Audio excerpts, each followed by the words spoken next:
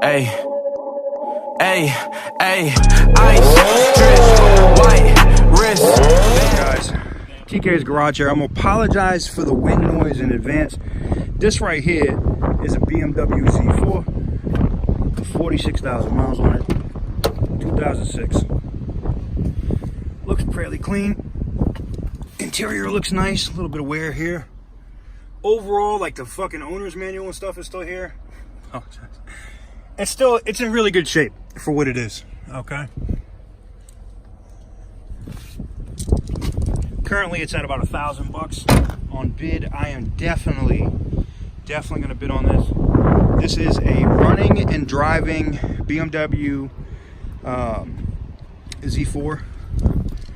There's the VIN. Like, it still has the sticker like on the strut mount. Like, I'm just like, it's in good shape.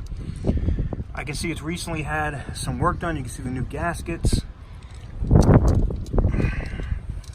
Now, on the site, it's listed as a mechanical issue. Oh, I do see this. Looks like somebody rubbed it over here on the side, but that's superficial. Is it dented?